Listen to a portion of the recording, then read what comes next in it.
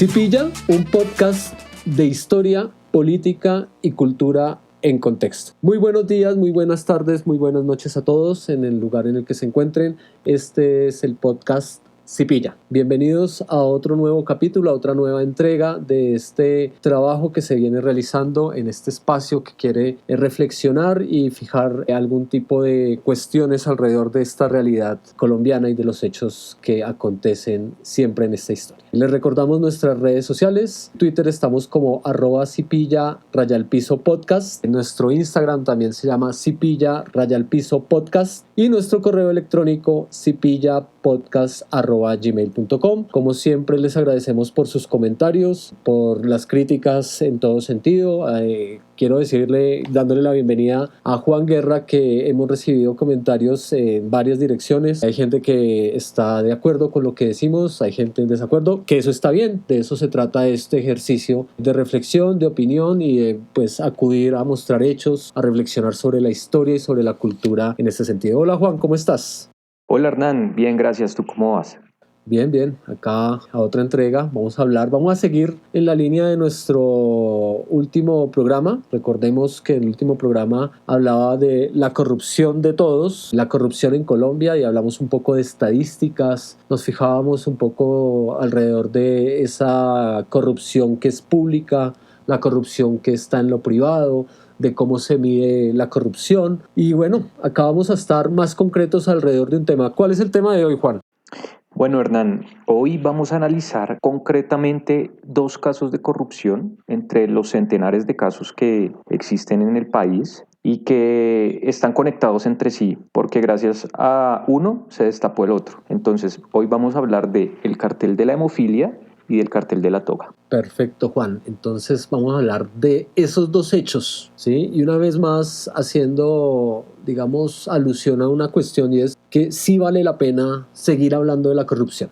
No hay que dejar de lado, hay que olvidarlos, hay que tener presente precisamente este tipo de hechos para seguir actuando en la vida que vivimos en términos electorales, en términos políticos, en términos sociales, y rechazar totalmente la corrupción. ¿Cierto, Juan? Yo creo que ese es el camino. Totalmente, y este es un ejercicio también de memoria, en el sentido de que aquí estamos refrescando la memoria de los colombianos frente a hechos que todavía nos afectan gravemente como nación. Y es muy importante tener esa memoria, porque con tantos hechos de corrupción es muy complicado a veces conservar la memoria, porque llega un hecho que tapa al otro y así continuamente uno está básicamente olvidando las cosas. Entonces creo que es muy importante también este ejercicio de hacer memoria y de decirle a nuestros oyentes y pintarle a nuestros oyentes los trazos de estos hechos tan aterradores. Claro que sí, Juan.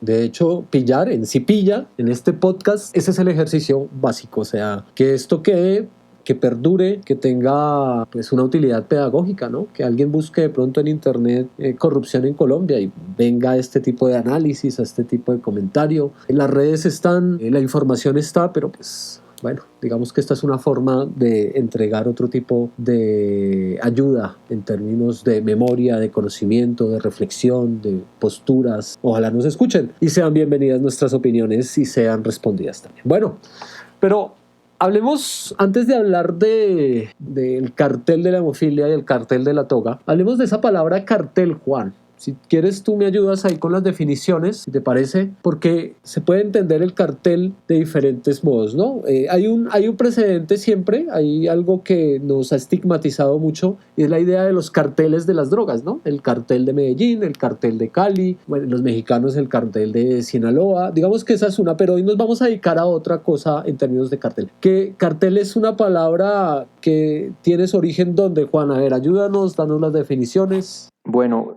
tiene un origen alemán y la palabra alemana es cartel. Básicamente se pronuncia igual, pero se escribe Kartell. ¿Listo? Ok. ¿Y entonces qué Viene del significa? alemán, entonces. Exacto, viene del alemán. ¿Y qué significa? Es básicamente una organización ilícita que trafica con drogas o con armas. Esa es una de las acepciones. Otra de las Sí. acepciones que podemos encontrar es convenio entre empresas para evitar la competencia.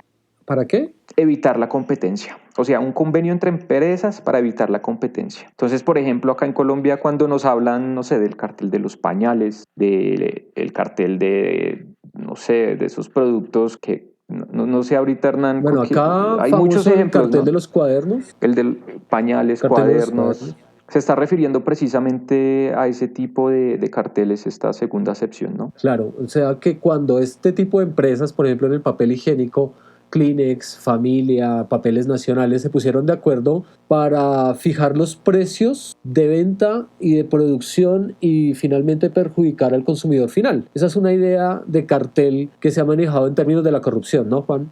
Sí, claro, y es que precisamente uno de los principios de la economía básicamente dicta que si existe competencia, si hay varias empresas que venden el mismo producto, se supone que el precio lo tiene que regular la oferta y la demanda del producto. Entonces, en ese Claro. sentido, pues la competencia entre las empresas regularía el precio de la mercancía, pero en este caso, si varias empresas se ponen de acuerdo para inflar los precios, no hay una regulación del precio, el precio se infla y la gente termina pagando pues más de lo que realmente vale la mercancía, y esto es también una forma de robo, ¿no? Claro, y ahí conectando con esta idea que tú acabas de señalar, precisamente eso fue lo que pasó en Alemania en 1879. En el Reichstag, en la Cámara Alemana, pues se dieron cuenta de ese fenómeno en términos de la producción metalúrgica en la industria alemana. Sucedió este fenómeno, por eso la palabra viene de ahí, de 1879, del siglo XIX, se hereda a la lengua española, porque pues, en España también se dan este tipo de fenómenos y así llega hasta nuestros días, ¿no? Bien, pero hoy vamos a hablar de otro tipo de cartel. Ahí no sé si hay una especulación acordada de precios que afectan a un consumidor final.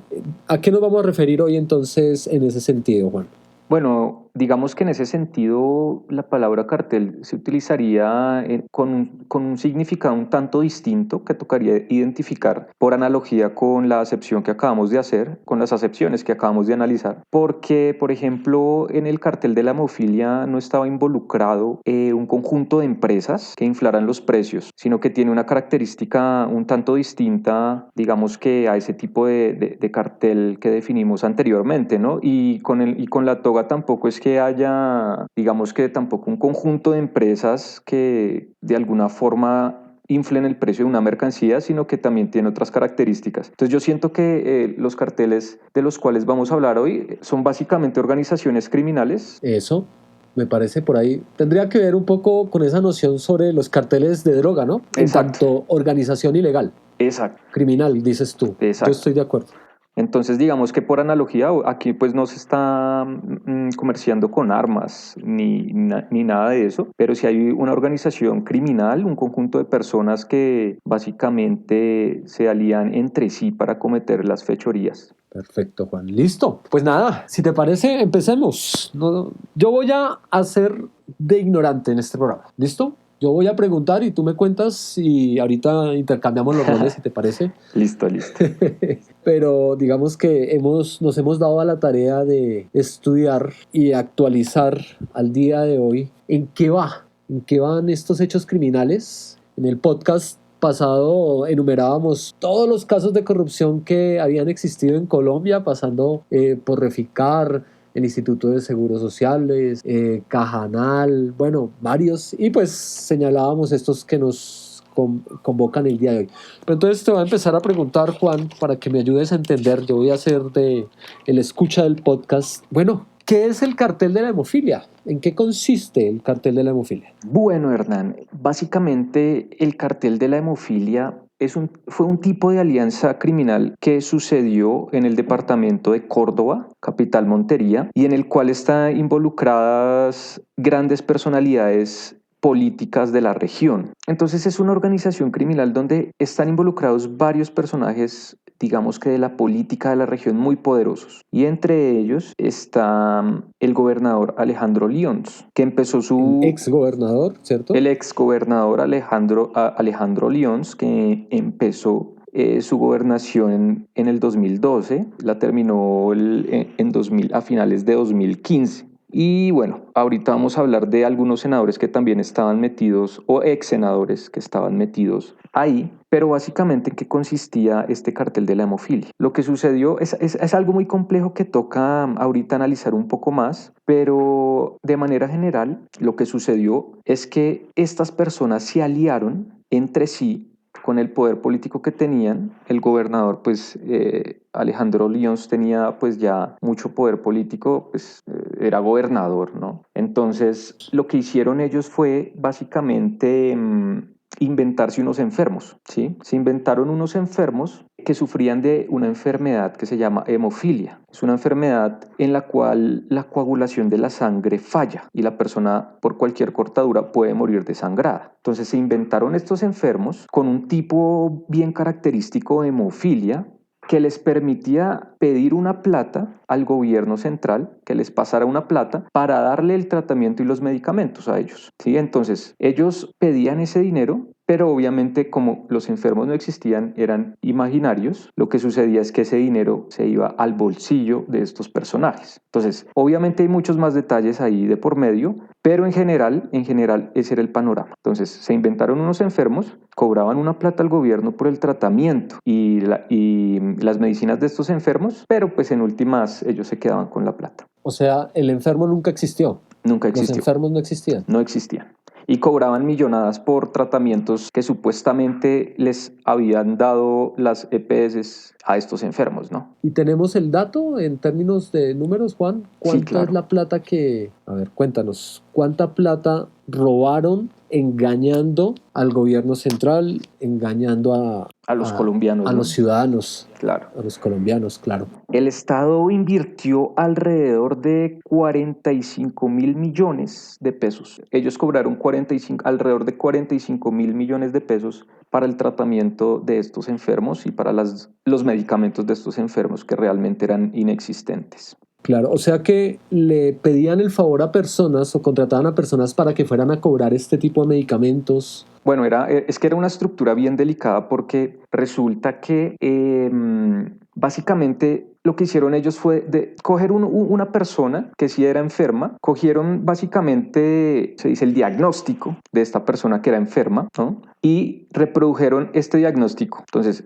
pues había una persona que sí era enferma, entonces cogieron el diagnóstico de esta persona, pero le hicieron copy-paste, digamos. Y O sea, lo varias veces. reprodujeron exponencialmente. Exacto. Ok, Pero listo. obviamente cambiaban el nombre de la persona. O sea, era como el mismo diagnóstico, pero cambiaban el nombre de la persona, ¿no? Pero uno de los errores fundamentales es que dejaron el mismo código de barras por cada diagnóstico, ¿sí? Como era el mismo, tenía Por el ahí los mismo código de pillaron. barras todos, ¿sí? Curiosamente, del año 2012 al 2013, la cantidad de hemofílicos en Córdoba pasó de 13 a 47, por ejemplo. De 13 a 47. Ok. Del 2013 al 2014 pasó de 47 a 81, casi que se duplicó, ¿listo? Entonces, pues ahí básicamente esto se explica por qué creaban estos enfermos ficticios, ¿no? Y curiosamente eso hacía que de Córdoba un departamento con el récord mundial de hemofílicos por tasa de habitantes, imagínese, Hernán. O sea, no había, Les cayó mejor perfecto. dicho, Guinness Records de hemofílicos. Además que no es una enfermedad común, ¿no? O sea, la hemofilia no es algo que... Ni es pandémico como el COVID-19 que Exacto. se prenda, ¿no? Es una condición casi Es que genética, genética de es una persona genética. que Uno es nace con esa genética. enfermedad, entonces como así que se empieza a Exacto. reproducir así, de esa manera tan extraña. Y una cosa muy, muy curiosa también es que ellos tenían una base de datos de unos pacientes de una EPS, pero nadie se explica cómo sustrajeron esa base de datos tampoco. O sea, realmente los nombres eran de personas reales, pero se les inventaron que tenían hemofilia. Ok, ¿Sí me hago perfecto. entender? Sí. Listo. Igual. Sí, sí, claro. O sea, además una suplantación, porque a partir del nombre de personas que son reales, suplantaron una condición médica y la reprodujeron, ¿no? Para justificar un presupuesto destinado a ocuparse de este problema de salud, que es un problema de salud en el departamento y en el municipio, ¿no? Que la Exacto. gobernación Sí, gestionó. lo grave de esto es que se están desviando recursos importantes de la salud que pueden ser invertidos en personas que realmente están enfermas, pero que va a los bolsillos de estas personas perversas, ¿no? Ok, entonces acá volveríamos un poco a preguntarnos la noción que tenemos sobre la corrupción, ¿no? Que seguramente alguien dirá, uy, qué personas tan inteligentes, ¿no? Pero el problema sigue siendo el mismo, que a partir de la contribución, ¿cierto? Que hacen las personas que en Colombia pagan impuestos, estos impuestos que son para invertir en el funcionamiento de los departamentos, de las alcaldías, de los municipios, pues está teniendo una manipulación, está siendo apropiados ilegalmente, Están o sea, robando, están claro. robando. Entonces acá lo único que están haciendo es ser los chachos para Exacto, Hernán. robar. Y una cosa muy, digamos que perturbadora es que tenían una estructura sumamente compleja para hacer este tipo de actos. Y bien pensada, Hernán. Realmente esto estaba bien estructurado. Hasta montaron clínicas ellos. Montaron clínicas, montaron EPS e IPS, montaron todo un sistema para cumplir los requerimientos legales, para que el Estado les pudiera girar esta plata. Supieron además escoger el tipo de hemofilia, porque digamos, existe la hemofilia, pero existen también distintos tipos, y ellos escogieron un tipo especial de hemofilia que no estaba cubierta por el plan obligatorio de salud, por el POS, ¿no? Es una hemofilia que técnicamente se conoce como la hemofilia con factor von Hillebrandt. Y esta no está cubierta por el POS, y al no estar cubierta por el POS, el desembolso para el tratamiento de esta enfermedad se hace por otra vía, ¿sí? Porque, bueno, en esta época Sí. tocaría mirar actualmente cómo se rige el funcionamiento de la repartición del dinero ahorita después de este escándalo. Tocaría pues estar un poco más actualizado e investigar un poco. Pero en esa época, por ejemplo, los recursos del POS llegaban al departamento por el Sistema General de Participación, que era un sistema, que era un sistema más regulado. Sí. ¿Verdad? Un sistema que tenía como un control mayor. Pero al ser una enfermedad no POS, resulta que los recursos llegaban por otro lado, no llegaban a través de ese sistema, sino que llegaban por otro lado, llegaban básicamente de unas cuentas que manejaba el gobierno, que se llaman las cuentas maestras, y que estaban básicamente destinadas para cubrir enfermedades no POS. Entonces, estas cuentas que estaban destinadas especialmente para cubrir esas enfermedades no POS eran, digamos que, usadas por estos tipos para enriquecerse a sí mismos, y pues estas cuentas tenían una reglamentación un poco más laxa que el Sistema General de Participación. Esto les permitía sacar ese dinero de forma más fácil porque les giraban directamente el dinero a la gobernación. Claro, claro.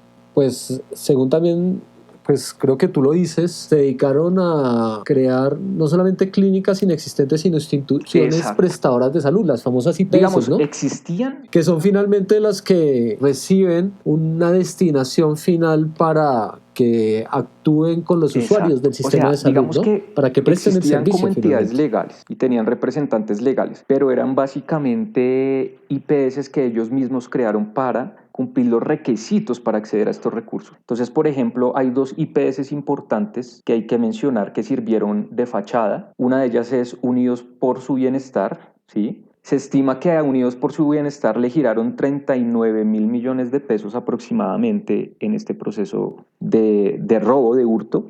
Y otra IPS que ellos fundaron se llamaba San José de la Sabana. A esta le giraron alrededor de 5.700 millones de pesos. Entonces, básicamente ellos crearon estas IPS porque los representantes legales de estas IPS hay unos que están condenados. Uno de ellos era precisamente José Pérez Ardila, que fue el que delató cómo era el modus operandi. Pero ellos crearon estas IPS para básicamente crear los requisitos legales para que les pasaran los recursos a través de las cuentas maestras, que eran cuentas del Ministerio de Hacienda. Una belleza, entonces, este gobernador de Córdoba en estos 3 años, ¿no? Porque tengo entendido que no solamente fue este cartel, sino varias cuestiones legales que lo involucran en términos de la corrupción, ¿no? La hemofilia es uno de ellos, ¿cierto? Creo que también los del SIDA, cartel de la educación, creo que tuvo el Córdoba durante la gobernación de este señor. ¿Y qué ha sido la vida de este señor, el exgobernador Alejandro Lions? Bueno, tú me estabas contando, Hernán, ahorita antes de comenzar, que básicamente o sea, él fue condenado, él fue uno de los que delató y que permitió, digamos, que se descubriera el cartel de la toga, ¿no? Porque él trabajó como informante de la DEA precisamente para que le redujeran la condena, ¿no? Entonces, digamos digamos que él está actualmente condenado. Puntualmente no sé cuál sea la condena, pero tú me estabas comentando, Hernán, que la plata que tenía que devolver con respecto a lo que se robó es básicamente irrisoria, ¿no? Sí, señor. Pero yo le tengo por acá el dato, en un momento, yo se lo busco. Uh-huh. De la condena. Tengo los condenados por acá y entre esos condenados tengo al señor Alejandro Lyons. Lo condenaron a 5 años y 3 meses de prisión, pero hasta donde sé, juzgado por la justicia norteamericana. Y lo que tú señalas, sí, claro. Y no solamente Alejandro Lyons, sino varios personajes que han ejercido la corrupción en Colombia. Lo que uno se entera después es que las cifras de desfalco fueron impresionantemente abultadas, exageradas. Entonces, de 67 mil millones de pesos les exigen, o la justicia determina que se devuelvan 5.000, ¿cierto? Ahorita en la noticia de el magistrado, ex magistrado de la Corte Suprema de Justicia, expresidente de la Corte Suprema de Justicia, uno lee que lo condenaron y en parte de la condena se le exige devolver un dinero y lo dan en términos de salarios mínimos. Cuando uno hace la cuenta, pues esto no tiene que ver con todo el dinero del cual se aprovecharon, ¿no? Pero pues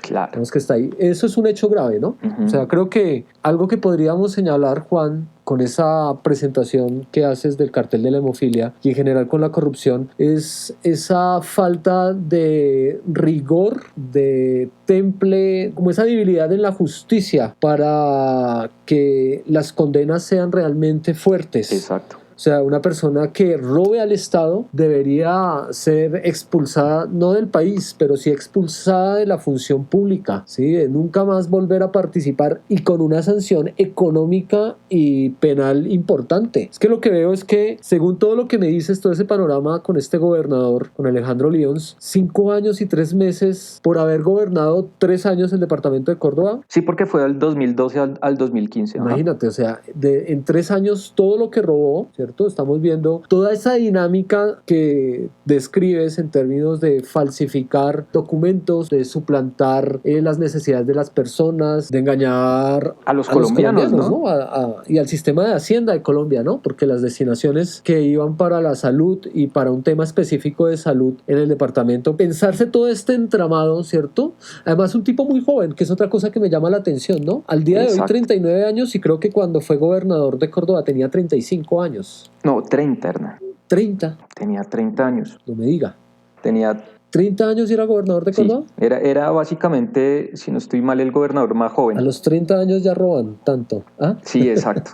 El man desde los 30 ya, mejor dicho, estaba metido allá de cabeza. Y Hernán, lo que tú dices, mira, es, digamos que muy importante conectarlo con algo, y es que básicamente el acceso a estas cuentas maestras, que repito, eran cuentas destinadas para financiar los medicamentos y los tratamientos no POS, y que manejaba el Ministerio de Hacienda y que giraba la plata directamente a la gobernación. Uno se pregunta, bueno, ¿y por qué existe o por qué fue posible haber hecho eso? Y es que detrás hay formas legales, o había una forma legal que básicamente permitía que se actuara de esa manera y que se flexibilizara, digamos, que el traslado de estos recursos. ¿Por qué? Porque resulta que entre septiembre y octubre de 2012, que es básicamente el año en el que comienza la gobernación de Lyons, en el Congreso se aprobó una ley. ¿Cuál ley? La ley 1587, y que hace referencia a los recursos de las cuentas maestras, que son estas cuentas, repito otra vez, que servían para financiar los medicamentos y tratamientos no POS. Entonces, esta ley 1587, hay un artículo muy puntual, el artículo 7, que básicamente establece, palabras más, palabras menos, que los saldos de las cuentas maestras del régimen subsidiado de salud se pueden utilizar para el pago de servicios no POS. Entonces, digamos que hay un artículo que es el que posibilita esto. Pero curiosamente, Hernán,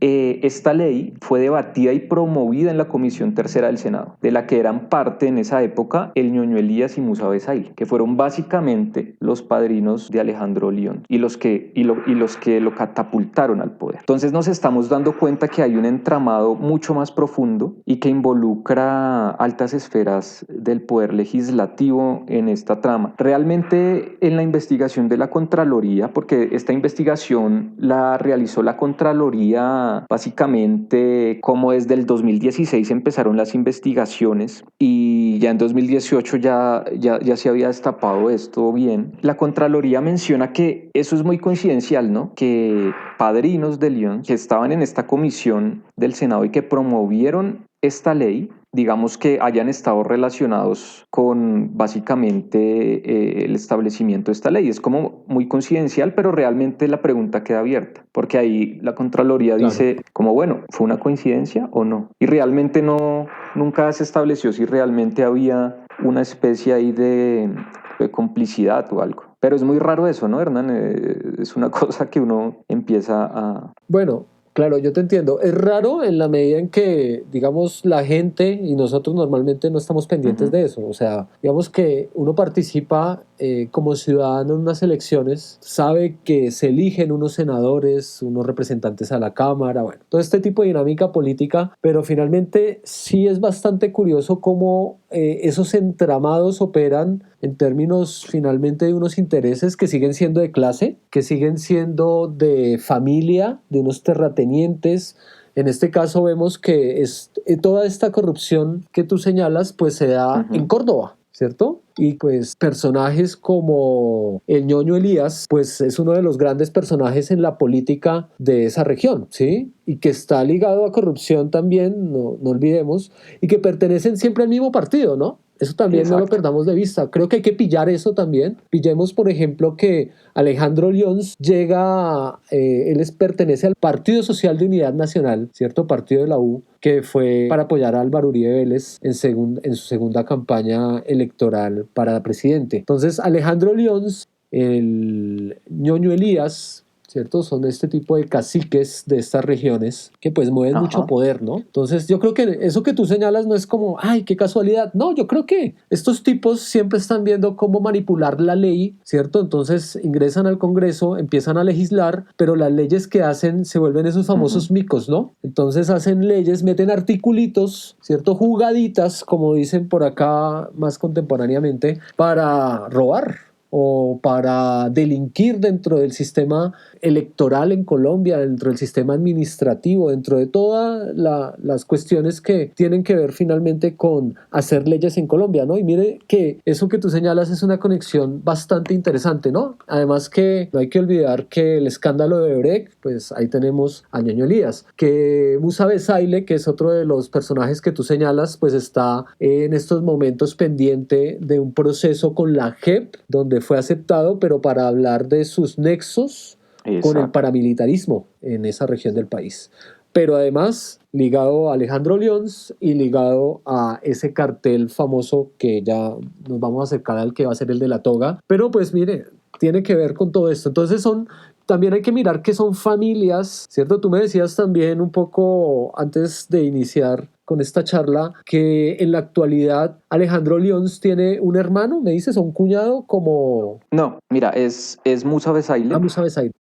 Musa, que, exacto, que es básicamente Pero ¿hay alguien senador en estos sí, momentos? que es el hermano de Besaile. O sea, ahorita en las elecciones de 2018 para el Congreso, curiosamente, ¿no? Sí, También el hermano de Musa Besaile, que es John Moisés Besaile, hace parte del Senado por el partido de la U, por ejemplo.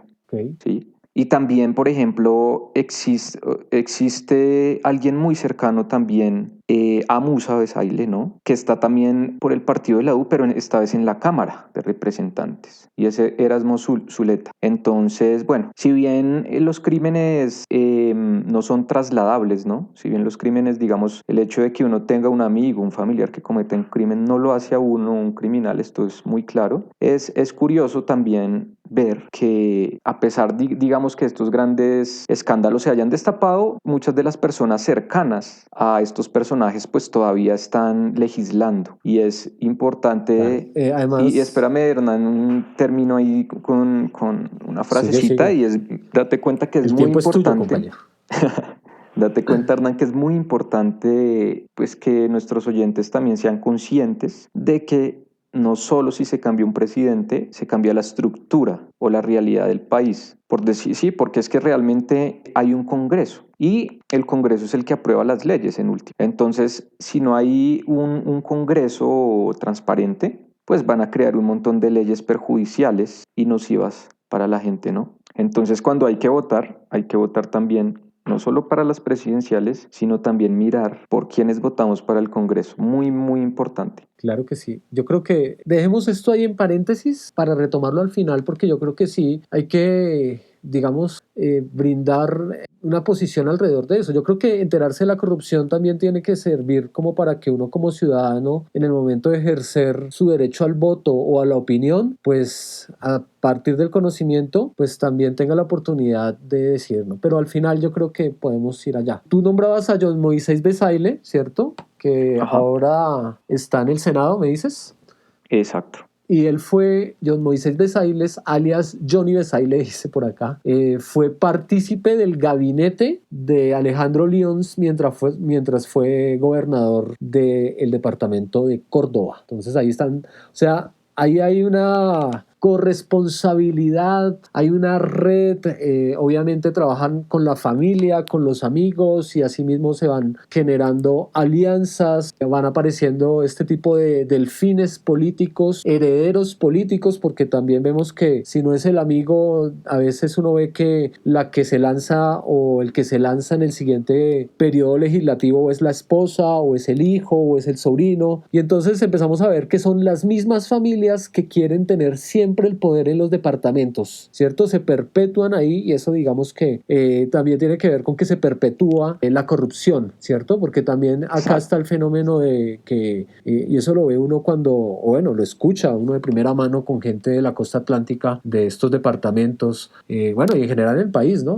No hay que estigmatizar necesariamente, pero que hay gobernadores y hay alcaldes que pues piden a cambio, ¿no? Entonces piden el 30% del contrato del contratista, ¿cierto? Entonces, o le dan el puesto a cambio de un favor político, es otro tipo de corrupción que nombrábamos la clase pasada, el podcast pasado, nombrábamos eso en el programa pasado. No se sale sigue uno como en la lógica del profesor, ¿no? Bien. Sí. Y Hernán, un comentario. Hay un libro muy bueno Sí. que salió, te digo, fue publicado el año pasado, en 2020, de León Valencia, que se llama Los clanes políticos que mandan en Colombia. Ahí él pinta un panorama interesante y bien completo de la realidad política en las regiones, de cuáles son los clanes que realmente están mandando. Y curiosamente León Valencia menciona que Musa Besaile fue uno de los primeros que apoyó a Mario Uribe al Senado en el 98. Entonces uno empieza a ver aquí conexiones bien curiosas, ¿no? Bien curiosas. Recordemos que Mario Uribe es el primo del presidente que está... Expresidente, el querido expresidente. compañero. Expresidente. Sí, pero es que, bueno, usted sabe cómo es eso, ¿no? Claro que yo entiendo que sigue siendo presidente. Exacto. Y nuestros oyentes también. Entonces Musa Besaile fue, según León Valencia, uno de los primeros en apoyar la candidatura al Senado de Mario Uribe, que recordemos es el primo del expresidente Álvaro Uribe, ¿no? Correcto. Entonces que está, pues ya fue condenado, ¿no? Por sus relaciones con el paramilitarismo. Como paréntesis, algo muy, muy interesante, aunque nos desviamos un poquito del tema central, como paréntesis, recordemos que cuando empiezan a investigar a Mario Uribe es cuando empiezan a chuzar a la Corte Suprema de Justicia, ¿no? Eso también es algo que toca de pronto develar más adelante. Yo no creo que sea un paréntesis, yo creo que está conectado con toda la dinámica política. Total. Detrás de la corrupción, y la corrupción está ligada al paramilitarismo y a la violencia y al desplazamiento. Yo creo que, como lo hablábamos en el programa que hacíamos sobre el petrismo, Juan, Colombia es sui generis, ¿cierto? Es totalmente aparte. Tú utilizabas otra expresión ese día, pero creo que es algo, sí, una medida distinta a todo lo que pasa en otros países. Entonces, pues yo creo que no, las chuzadas tienen que ver también. Es más, gracias al proceso del cartel de la hemofilia es que llegamos a un proceso que implica a la Corte Suprema de Justicia. Exacto, si no se descubre el cartel de la hemofilia, no se descubre el cartel de la toga, porque ya digamos que tú nos vas a contar, me vas a contar, y bueno, a los oyentes también, cómo fue eso, cómo es que eso se descubre gracias al cartel de la hemofilia. Porque fíjate que las cosas, como que estos descubrimientos parecen que se dieron por pura suerte, Hay que porque pillar. curiosamente, Hernán, de la hemofilia, cuando se descubre, lo descubrieron por pura suerte. O sea, en el siguiente sentido. Lo que pasa es que primero empezaron a investigar unas anomalías en los recursos para la educación en Córdoba. Básicamente había un gasto adicional de 32.000 millones de pesos en las matrículas en el departamento de Córdoba, y el contralor del momento, que era Edgardo Amaya Villazón, envió un equipo de investigación para investigar precisamente esta anomalía, este sobrecosto en las matrículas, por decirlo así. Y fue una funcionaria Sí. que trabajaba allá que les dijo, vea, la corrupción es en la salud. Entonces, iban por un tema totalmente distinto, ajeno, que era la educación, estas anomalías en las cuentas. Y si no es por esta funcionaria que dice, no, aquí no es el problema es en la salud, Sí. no se dan cuenta, imagínate. Y eso fue lo que llevó este cartel de la hemofilia posteriormente, fue lo que llevó al cartel de la toga ya de una forma más como curiosa, ¿no? Sí, creo que ¿Cómo fue eso, Hernán? ¿Cómo fue esa vaina? el cartel de la toga. Bueno, ¿qué ibas a decir antes de...? Sí. No, lo que tú decías es que Alejandro Lyons también tiene un lío de corrupción frente a un rubro para tecnología en el departamento de Córdoba y que tenía que ver con la educación. Entonces, ¿Será ahí es donde que aparece esta quizás, funcionaria. quizás ahí es? ¿Cómo? Ahí es Sí, donde apareces. quizás ahí es entonces. ¿En dónde? Lo que tú ibas a decir, es que ahí es donde Sí, sí. aparece... En esa desviación de recursos parece ser que hay una persona que aparece reclamando porque ve que han pagado un dinero a su nombre que ella nunca ejecutó ningún contrato, ¿cierto? Entonces una especie de fenómeno de testaferrato ausente porque pues la persona no tenía conocimiento y ella es la que empieza a denunciar eso, ¿sí? Creo que es por ahí, pero sí, por el cartel de la hemofilia sobre todo llegan al cartel de la toga.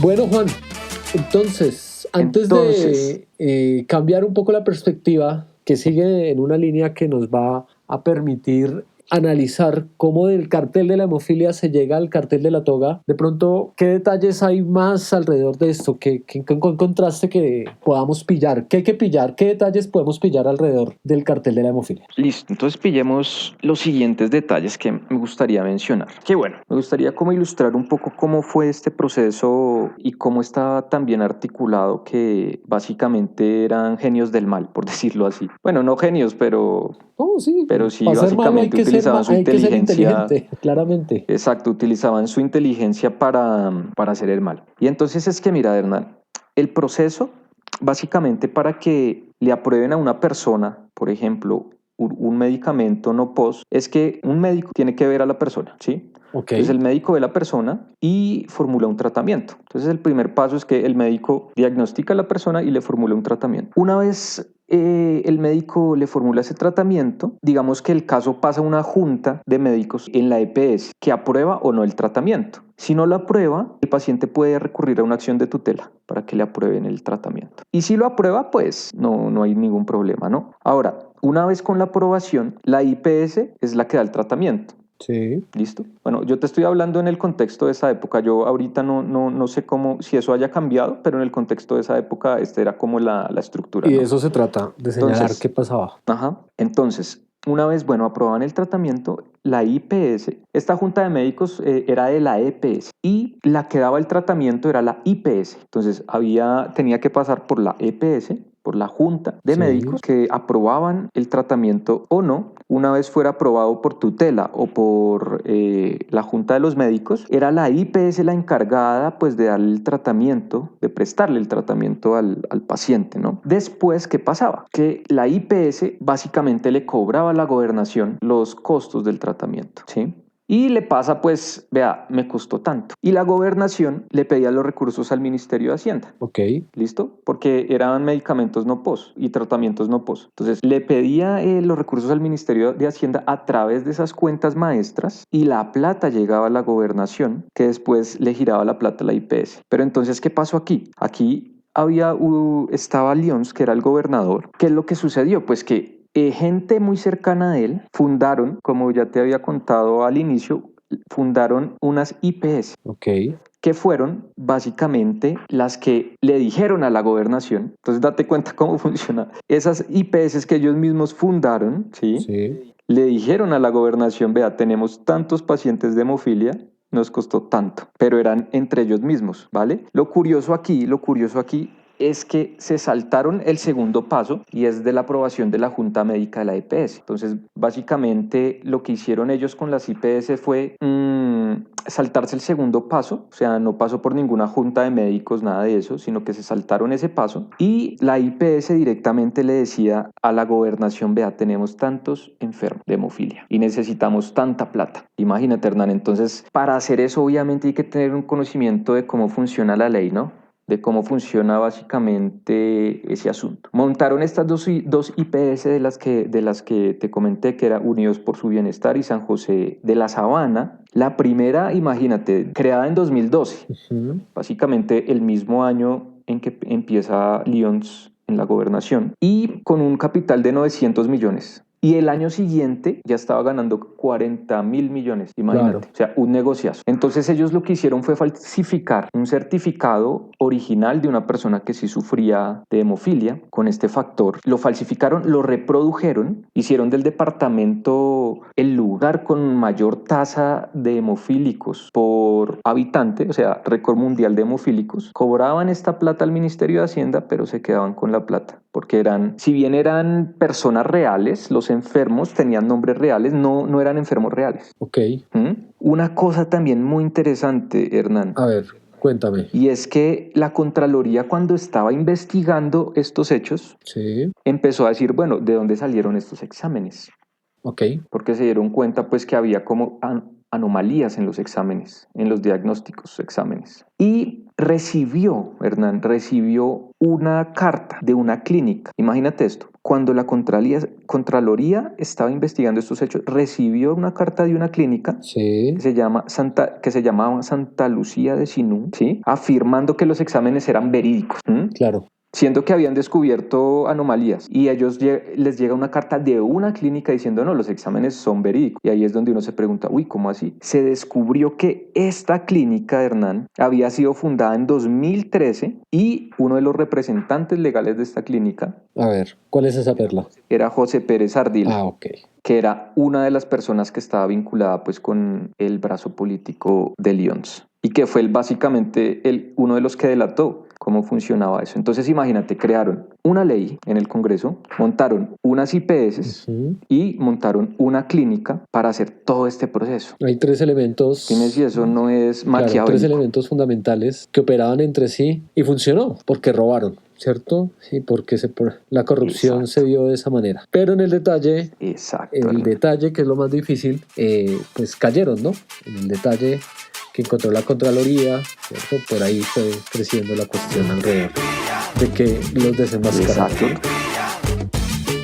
Exacto, Hernán, eso digamos que así básicamente fue ese asunto, una cosa terrible porque son recursos que están destinados para gente enferma de verdad y ellos se están quedando con esos recursos. Es decir, por el principio de escasez que hay de la economía, los recursos son escasos. Entonces, si alguien se queda con recursos, le está quitando esos recursos a otra persona. Si alguien se come un plato de comida, por el principio de escasez, le está quitando ese plato de comida a otra persona. Sí, claro. ¿No? Entonces, aquí obviamente se están quedando con recursos de la salud. Eso quiere decir que le están quitando la posibilidad a una persona de recibir las medicinas para salvarle su vida. Aquí no hay ética realmente en esto. Eso es terrible. Sí, no, como lo hemos afirmado y como seguramente muchos dirán, claro, pero pues la corrupción siempre está en detrimento del bienestar general, ¿cierto? Y sobre todo en términos de gobierno, ¿sí? Un gobernador. Es que creo que la dimensión que tenemos que darle a todo esto, o sea, no es solamente decir, uy, qué inteligentes fueron para, ¿cierto? Eso que tú señalas, Ajá. pues sí, evidentemente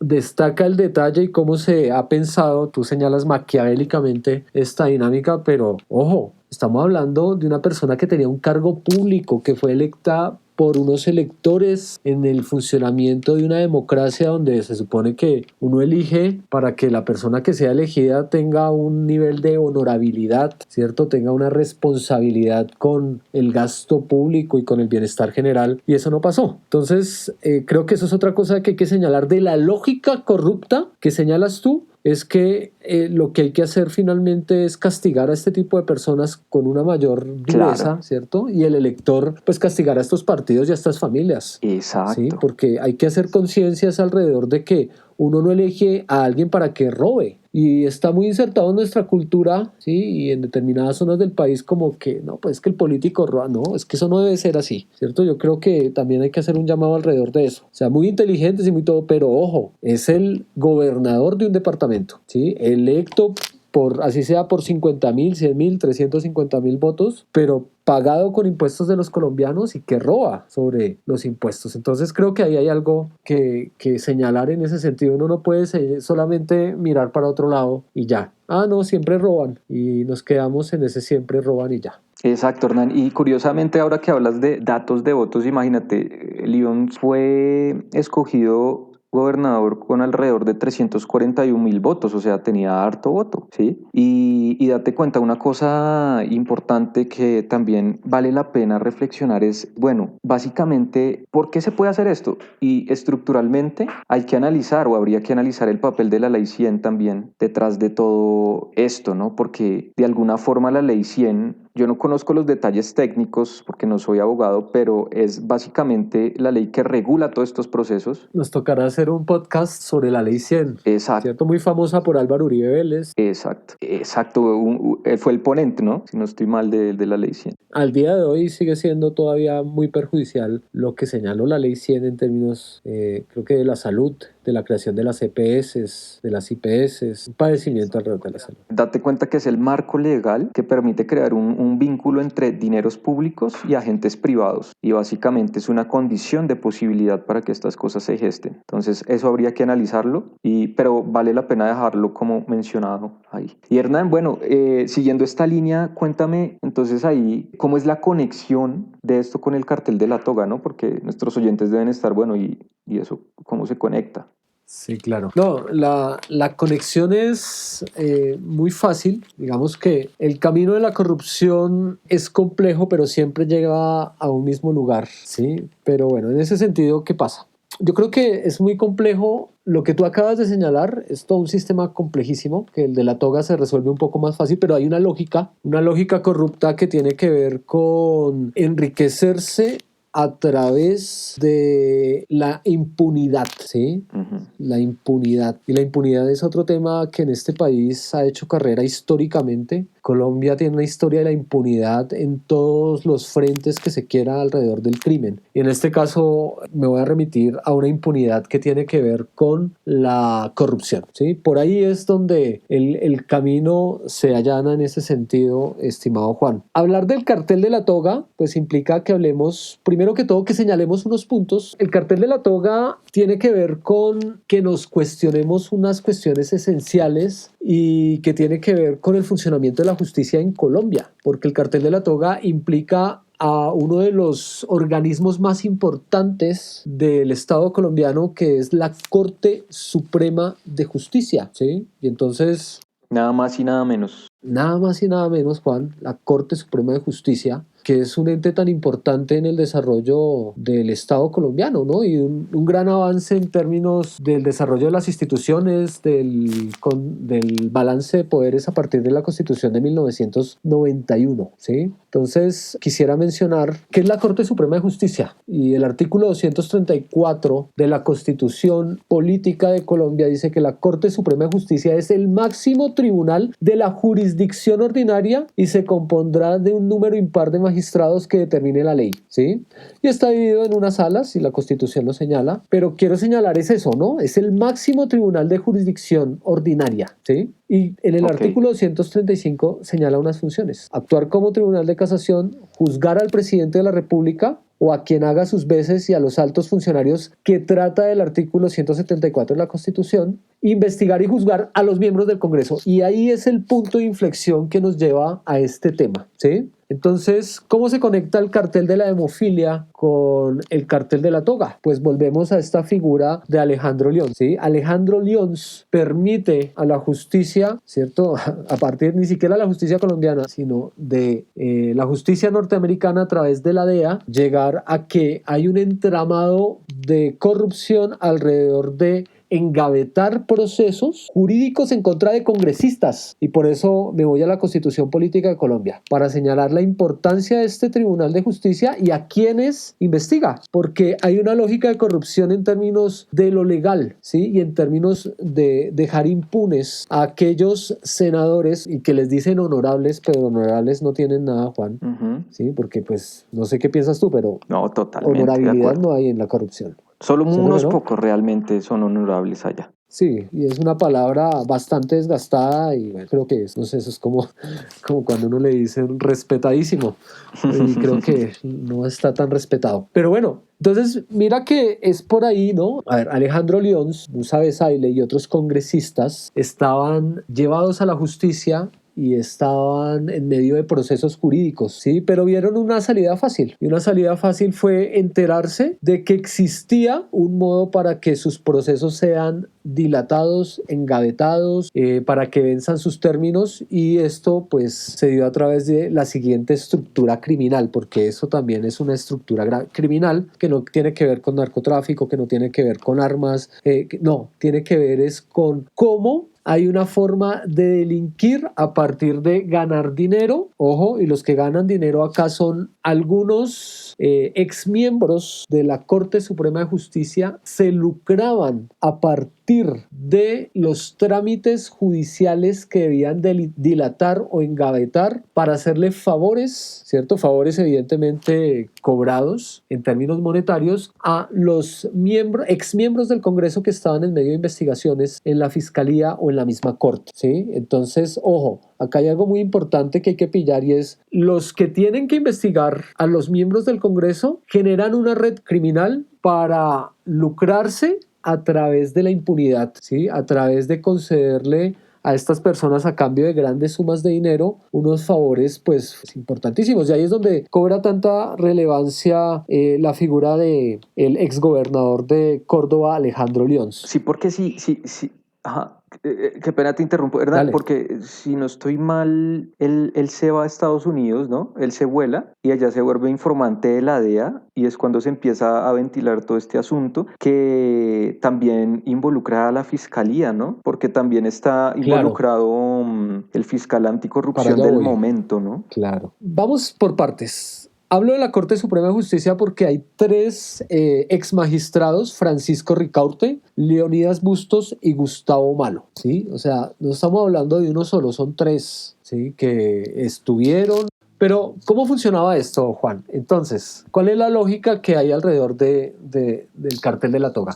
Estaban estos tres: Francisco Ricaurtes, Leonidas Bustos y Gustavo Malo, miembros de la Corte Suprema de Justicia en su momento, presidentes fueron de esta corporación también, que estaban aliados, asociados a una figura que también creo que aquí hay que hacer una pausa y tomarnos el tiempo de pensar, ¿no? Aparece un personaje fundamental, y ahí es donde está la relación con Alejandro Lyons, es el señor Luis Gustavo Moreno, ¿sí? ¿Quién es Luis Gustavo Moreno? Luis Gustavo Moreno, o quién fue el fiscal anticorrupción. Hágame el favor, Juan, ¿sí? O sea, el fiscal anticorrupción, y seguro muchos que escuchan esto dirán, pues, si eso ya lo sabemos. No, es que creo que más allá de saberlo es quedarnos un poco examinando, oiga, un fiscal anticorrupción promoviendo la corrupción. Bueno, y que era el fiscal de Néstor Humberto Martínez, ¿no? También, si no estoy mal. Sí, claro. Sí,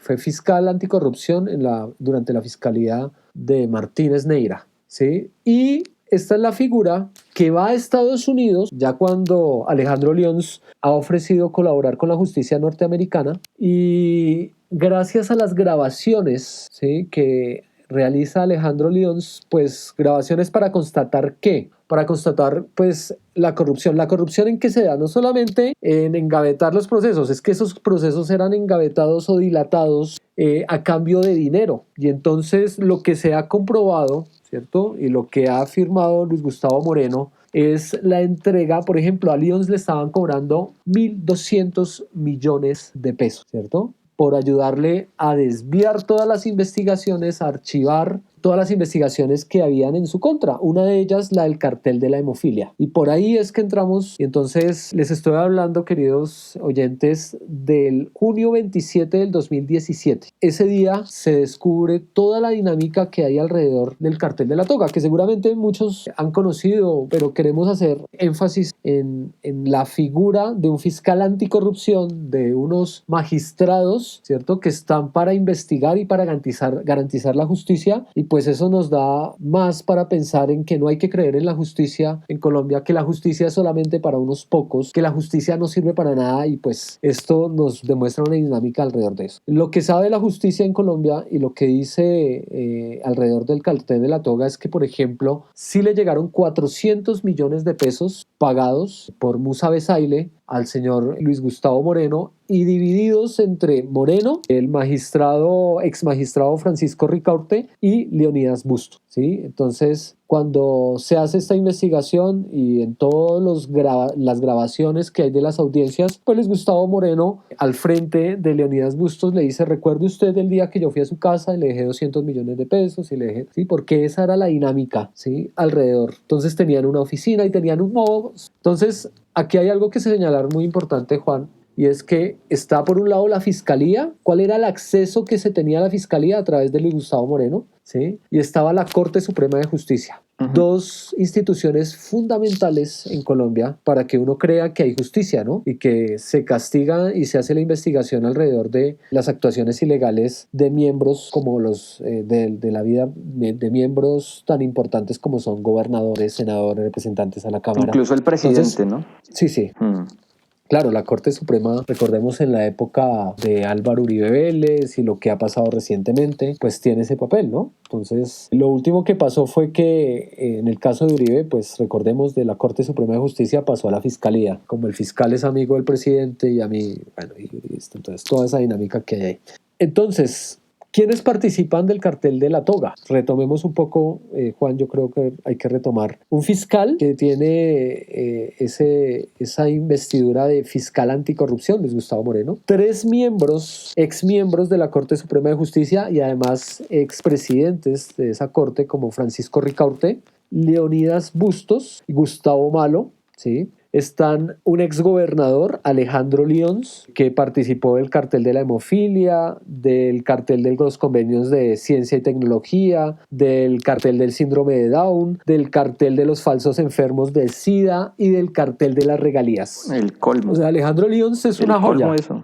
Es una joyita, una mamacita, dicen por ahí. Pero además hay unos abogados. Por ejemplo, hay un abogado que le dicen alias el porcino, que es el señor Luis Pinilla. Entonces, que era quien también iba a Miami a reunirse después de que había dejado el país Alejandro Lyons. Entonces, este señor Luis Pinilla era como la conexión entre Luis Gustavo Moreno, el señor Lyons. Se reunían allá, acordaban, bueno, qué proceso, cómo lo iban a demorar. Y pues Luis Gustavo Moreno venía y hablaba con Francisco Ricaurte, que parece que es el jefe mayor, ¿cierto?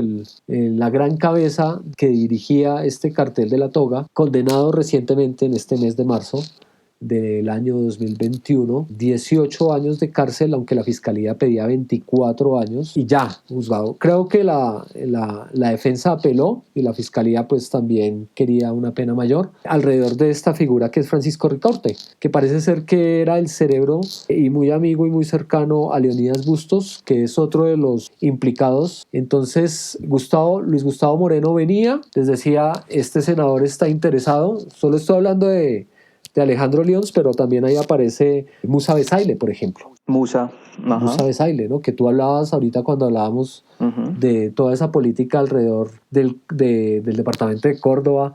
Y un señor que también denuncia, que también se siente, bueno, se siente, digo entre comillas, ¿no? Porque pues con conocimiento y causa estaban buscando beneficios a partir de este tipo de coimas, ¿sí? Porque pues lo que hay aquí es, en el cartel de la toga finalmente lo que hay es cohecho y concusión, ¿cierto? ¿Sí? Entonces es un nivel de corrupción en términos de que el funcionario desatiende cuáles son sus funciones a cambio de una recompensa, ¿sí? A cambio de un soborno, ¿sí? Que de eso trata el cohecho. Entonces, en ese sentido tenemos que este tipo de personajes buscaron beneficiarse del conocimiento y el acceso que todavía tenían a los expedientes y a otros funcionarios, estos ex magistrados, y con un negociador que era Luis Gustavo Moreno, que además también les ayudaba en la fiscalía, ¿sí? A saber a qué fiscal, por ejemplo, en las declaraciones de Luis Gustavo Moreno dice que él le ponía más trabajo al fiscal que sabía que tenía determinado proceso, ¿sí? Entonces, si el proceso, no sé, pongamos que era de Musa Besaile, le ponía mucho más trabajo para que y le pedía y le exigía resultados sobre otros procesos para que se fuera demorando en el tiempo. Entonces era un modo también que podemos ver cómo operaba, ¿cierto? En ese sentido. Otros tenían que ver con engavetar, como no investiguemos esto, ¿sí? No investiguemos este hecho de corrupción que tiene tal congresista en tal región del país. Sí, porque pues ahora estamos nombrando a las figuras más importantes alrededor de ellas, que pues todo explota por todo este clan político del Córdoba, ¿cierto? Hernán, y ahí como para mencionar curioso que Luis Gustavo Moreno haya sido fiscal anticorrupción, ¿no? Eso ya es la tapa. Sí, sí. Ya es la tapa del asunto. Y también interesante la entrevista que le dio a María Jimena Duzán este año, porque él básicamente se destapa, ¿no? O sea, no sé si tú la has oído, pero digamos, si nuestros oyentes están interesados, pueden buscar la entrevista que María Jimena Duzán le hizo a Gustavo Moreno, y el man se destapa muchas cosas y hasta unta sin miedo a Néstor Humberto Martínez. A Neira. Sí, exacto. Martínez Neira, sí, lo deja muy mal parado. Lo deja muy mal parado, entonces digamos que eso también uno empieza a ver todas esas conexiones Era un fiscal turbias, ¿no? anticorrupción que sabía, dice él, afirma que con Néstor Humberto Martínez, pues que buscaban aquellos fiscales y los amenazaban con trasladarlos, ¿cierto? Con sacarlos de su zona de confort. Entonces buscaban personajes que se pudieran manipular, dice él en sus declaraciones a María Jimena Duzán. Entonces le dice un poco como, sí, buscábamos fiscales que pudiéramos manejar, pudiéramos manipular en ese sentido. Y un fiscal anticorrupción, ¿no? Entonces, que finalmente cae porque en suelo norteamericano recibe un dinero por parte de Alejandro Lyons, y pues a partir de ese hecho lo capturan, ¿cierto? Comprobado el hecho porque pues lo grabaron, porque lo siguieron en un centro comercial en Miami. Ya cuando se le da el dinero, y pues es un dinero importante, de una coima por $10,000, ¿sí? Pero entonces te cuento, Juan, que a Francisco Ricaurte lo condenaron por los siguientes delitos. Concierto para delinquir agravado, cohecho por dar u ofrecer, porque pues a eso se dedicaban, ¿no? A dar u ofrecer información y a reclamar a través de esa información, porque pues también vendían eso, ¿no? ¿Dónde estaba el proceso de determinado congresista? ¿En qué instancia iba? Si ya se habían cotejado pruebas, si ya se habían recibido testimonios, si ya iba a estar cercano al fallo, ¿sí? Que era un poco, por ejemplo, a Musa Besaile, lo que es un protagonista también de este hecho, de este escándalo en la justicia colombiana. Le estaban proponiendo pues averiguar en qué instancia estaba su proceso, ¿sí? Recordemos que Musa Besaile tenía un proceso no solamente por corrupción, sino el proceso por nexos con el paramilitarismo, ¿sí? Sí. Con paramilitares como Mancuso. Por eso, al día de hoy, Musa Besaile fue aceptado en la Justicia Especial para la Paz, pero por el hecho de los nexos con el paramilitarismo. Voy a permitirme en este momento leer algo que indagué en la resolución 0165 del 16 de enero del 2020. La Justicia Especial para la Paz señala una cosa.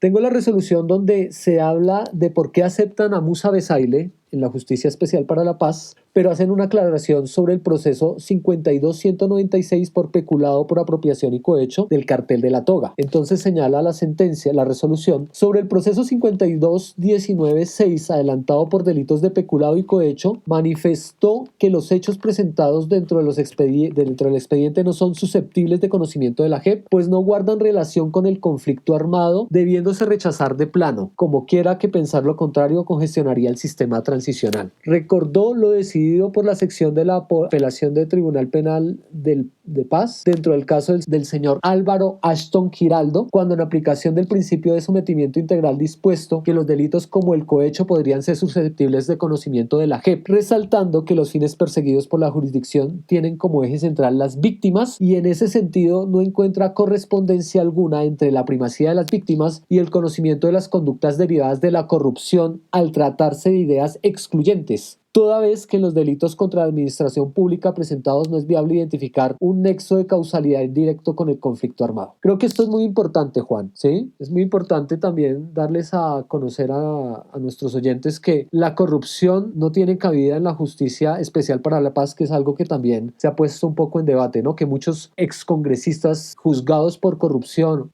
pero que también tienen nexos con la guerra en Colombia en términos de participar o hacer parte con grupos paramilitares, pues van a buscar allá como ese tipo de perdón y de rebajas, ¿no? De rebajas, pero pues por haber robado. Y creo que esto también es importante señalar que la JEP no. Y acá hay un personaje que aparece en esta lectura que he hecho, Juan, que es Álvaro Ashton Giraldo. ¿Quién es él? Él es fundamental en el cartel de la toga porque él sí alcanzó a pagar de 1.200 millones que le habían pedido Francisco Ricaurte, ¿cierto? Y Gustavo Malo a través de el ex fiscal anticorrupción. Este señor sí alcanzó a pagar 400 millones de pesos. ¿Sí? Él sí los da. ¿Sí? Y entonces en las audiencias que se pueden encontrar en internet a través de los medios de comunicación está el señor Moreno diciendo cómo él llevaba la plata hasta la casa de Ricaurte, cómo le dejaba su parte, cómo le daban su parte, cómo había un entramado ahí, como que era el mensajero además, ¿no? El que negociaba, pero además el que llevaba el dinero, y entonces Ricaurte le decía, bueno, para usted 100 millones, porque a él le dieron 100 millones, eso ya está demostrado por la justicia. Esa es la declaración que hace Moreno. Recordemos que Moreno estuvo en Estados Unidos preso y él lo deportaron después, ¿no? Sí, regresó a Colombia. Sí, o sea, sí, claro. Bueno, mentiras. Él lo entienden en Estados Unidos, sí, lo juzgan en exacto. Estados Unidos, lo condenan, cumple su pena y vuelve a Colombia, porque acá tiene que ser juzgado y responder ante la noticia, y le dan un principio de oportunidad, evaluando la información que tenía para dar, y el fiscal de conocimiento acepta, le brindan el principio de oportunidad. El principio de oportunidad, recordemos que es cuando una persona está dispuesta a colaborar con la justicia para seguir ampliando, digamos, los hechos, identificando a los demás participantes en este entramado de corrupción alrededor de la justicia. Y por eso es que Moreno ha sido tan importante para, pues, finalmente llegar a un nivel de conocimiento real sobre la dinámica del cartel de la toga, ¿sí? Porque a él lo cogen preso en Estados Unidos recibiendo un dinero, eso es ilegal allá, y bueno, y Estados Unidos tenía sus razones después de haber negociado con Alejandro Lyons su sometimiento a la justicia, y pues a través de esto, pues la justicia colombiana, lo peor allá había sido, en el peor panorama, lo que se pensaba era que Colombia no pidiera la extradición, ¿cierto? De este personaje, pero yo creo que le convenía, ¿no? También lo hacen por eso, ¿no? Porque están dejando muy mal, creo que también hay que decirlo, Juan, están dejando muy mal la imagen de una institución que tiene una trascendencia histórica fundamental en Colombia, que es la Corte Suprema de Justicia, ¿sí? Recordemos que la Corte Suprema de Justicia es importante y es rememorada en noviembre por la toma y retoma del Palacio de Justicia, ¿no? Porque pues ahí es donde mueren los más grandes exponentes de la justicia en su momento, antes de la Constitución del 91, ¿cierto? Que existía esta corte, pero pues es celebrada también por eso, ¿no? Entonces es una institución que también tuvo líos en medio de los gobiernos de Álvaro Uribe Vélez, que fue chuzada, que fue perseguida, ¿cierto? Y también es una oportunidad. Entonces uno también sospecha, ¿no? Porque también permiten que vuelva un personaje como Luis Gustavo Moreno acá acá, ¿no? Porque está perjudicando finalmente miembros que han dado oportunidad también, porque yo creo que no todos los integrantes de la rama jurídica en Colombia son corruptos, ¿no? Seguramente, pero son unos miembros muy importantes en ese sentido, ¿no?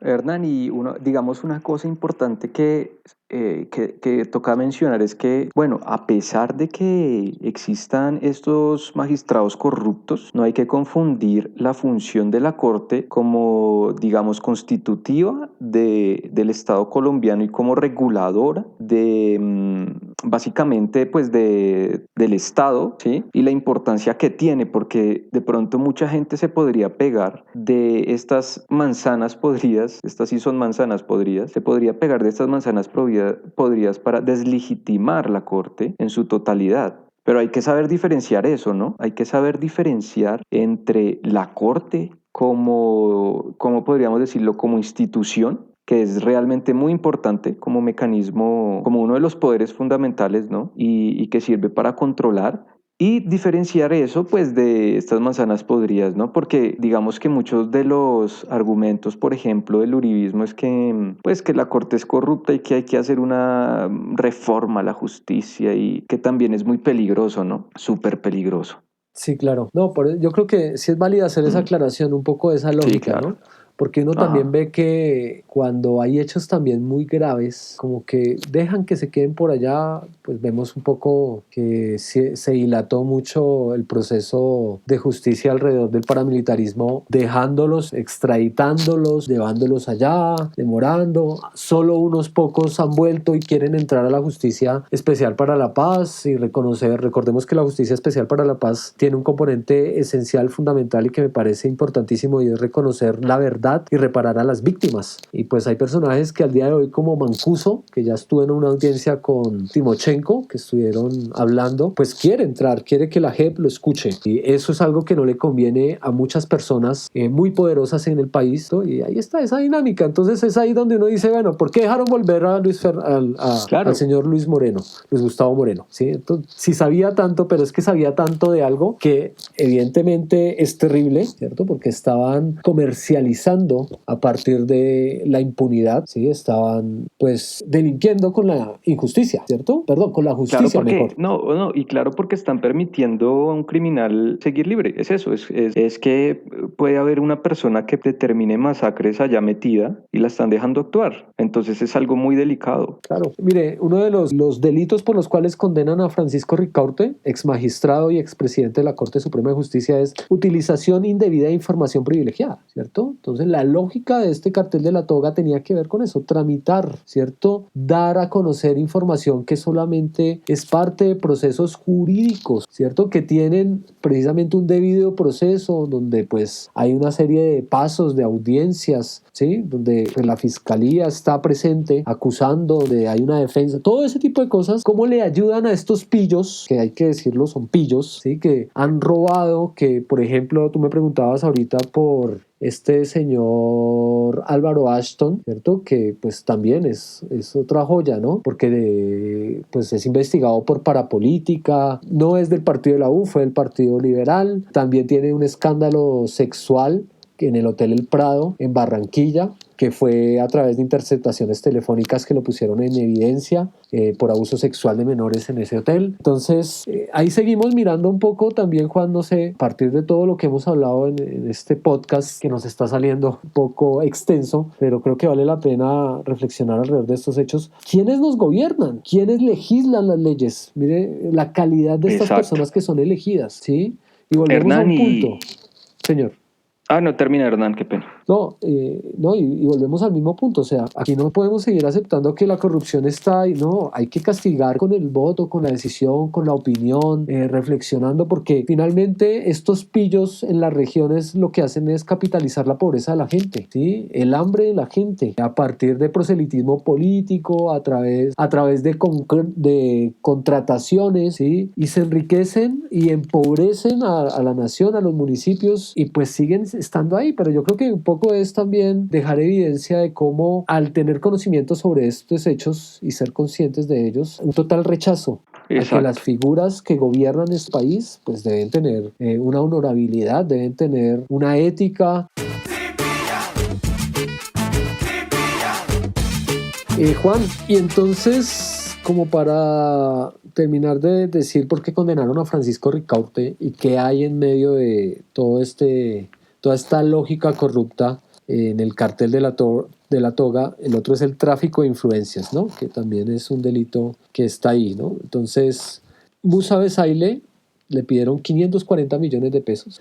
A Ashton, como te dije, dio 400 y le han pedido 1.200, ¿sí? Y uno entonces se pregunta cuánto habrán sacado de plata, cuánto habrán robado. Si a mí me piden 1.200 millones de pesos para engavetar un proceso y yo los voy a pagar, o sea, los voy a pagar, ¿cuánto me habré robado que yo pueda pagar 1.200 millones de pesos? Que esa es la otra reflexión alrededor de eso. Exacto. ¿Cuánta plata?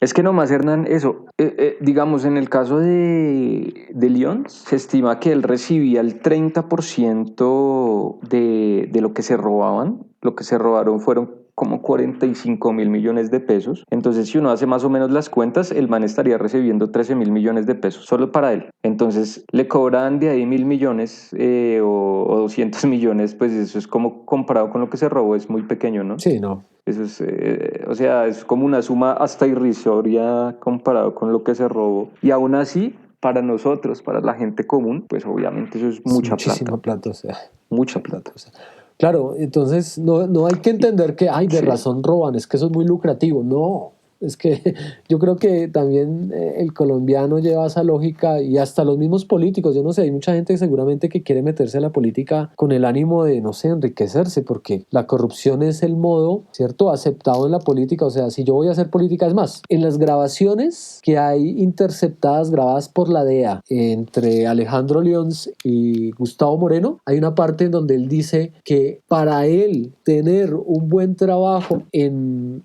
Colombia, para llegar a ser fiscal, por ejemplo, o ser senador o magistrado, él tiene que hacer eso. Él lo dice hablando con él. En la conversación, en las grabaciones está como, no, es que tú sabes que me toca hacer esto. Que para subir. Sí, para subir. Dice algo así que para subir en la escala él tenía que hacer todos esos trabajos sucios. Claro, él lo dice. Sí, él lo dice. No, es que para yo querer mañana algo mejor en términos de un puesto, de una posición política, me toca hacer esto. Tú sabes, Alejandro, no sé qué, y él, sí, Alejandro, no, sí, yo sé, no sé qué, pero gracias, hermano. Sí, ahí como, obviamente, siguiendo pues todo lo que está ahí. Bueno, cerremos pillando una cosa. Yo creo que pillemos las condenas que hay alrededor de esto, porque también creo que sigo yo como ciudadano reclamando justicia, porque hay que reclamar justicia. Primero, las penas son irrisorias para la gravedad del hecho. O sea, es que me parece muy grave que se roben toda esta plata, Juan. ¿Sí? Y yo creo que es que de verdad normalizar esto de que no, así roban y roban, no, entonces ¿por qué uno no puede decir, entonces no pago el impuesto? Sí. El impuesto, no sé, si uno tiene una casa, el impuesto predial o el impuesto del carro o el impuesto que usted pague, por ejemplo, este IVA que quieren grabarle a la canasta familiar, porque uno dice, no, yo no voy a pagar ese IVA, porque pues, entonces quiero nombrar lo siguiente, por ejemplo, Alejandro Lyons, que ya lo habíamos dicho, 5 años, 3 meses, Leonardo Pinilla, que es uno de los abogados también que participa ahí en este llamado cartel de la toga, 4 años de cárcel, condenado. No les dan nada, ¿no? Nada. El exfiscal anticorrupción, Luis Gustavo Moreno, 4 años y 10 meses. Camilo Ruiz, ex magistrado auxiliar de la Corte Suprema, 5 años, 5 meses. El señor Leonidas Bustos, que también, por ahí, no sé, es muy curioso ver todo lo que hay alrededor en el 2017 cuando se destapa ese escándalo. Él dice que va a responder. Bueno, pero este señor está fugado del país. Se presume que en Canadá, y hace poco apareció en una de las audiencias,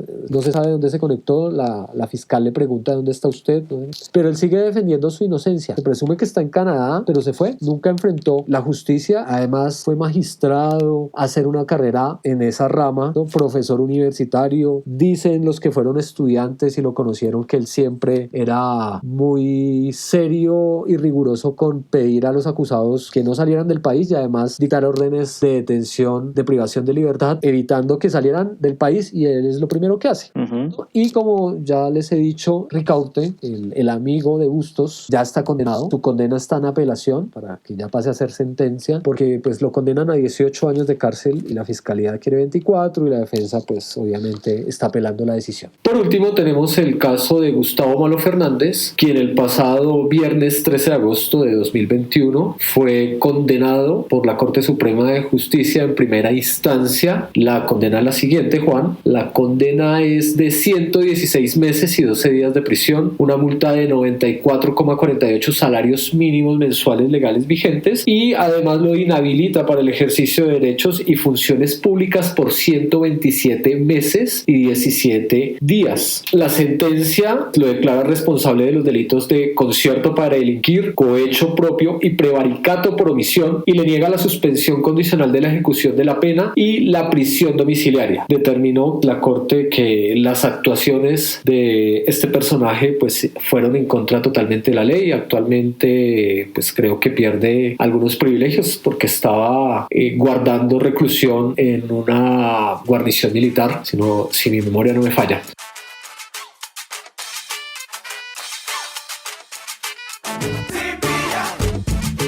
Pero ese es el panorama que hay alrededor de esto, ¿no? Que queremos que quede, digamos, a través de este Cipilla, una constancia alrededor de esto, ¿no? Una reflexión crítica, objetiva, ya con los hechos. Estos son hechos del 2017, estamos en el año 2021. No se termina de aclarar totalmente porque creo que faltan muchas cosas, ¿sí? Hay muchos congresistas anexos a esto del cartel de la toga, un exgobernador del Valle también está, un señor de apellido Liscano también.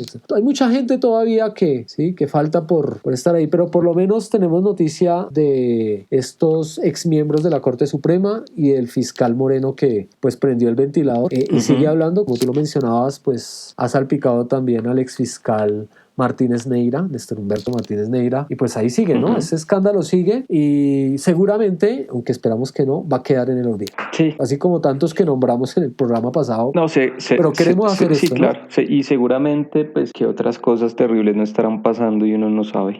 Y uno no sabe, ¿cierto? Pero la corrupción siempre está ahí, ¿no? Y no, yo creo que no aceptemos más la corrupción, no seamos corruptos, no aceptemos la lógica de la corrupción. Exacto. Entonces, toca empoderarnos del voto, de esa... y de la opinión. Exacto, y de la educación. Decir, vea, no vamos a votar por castigar al partido, por ejemplo. Si uno ve que un partido es súper corrupto, pues no votemos por ese partido. Exacto, castiguemos los partidos políticos. Ni por los congresistas de ese partido. Y entonces, pues sí, porque si no, vamos a seguir así eternamente y esa no es la idea. Pero en las regiones pasa, yo creo que en la ciudad se castiga un poco más y en ciertos sectores que tienen acceso como a este tipo de reflexiones o que las piensan, seguramente hay gente que las comparte con nosotros, pero creo que el gran problema sigue siendo la falta de información, de contexto para ciertas personas en determinadas regiones y pues la capitalización de la miseria y la pobreza, porque pues hay gente que en su región sabe que los tipos son corruptos, que son malos, pero pues son los que les dan las tejas para la casa, el tarro de pintura cada 4 años y eso se tiene que acabar algún día, ojalá. El panorama siempre es sombrío, pero pues no sé, hay que abrir alguna luz de esperanza, hay que creer un poco que se castiguen no solamente en estas penas irrisorias, sino electoralmente, ¿no? Yo estoy de acuerdo contigo. Exacto.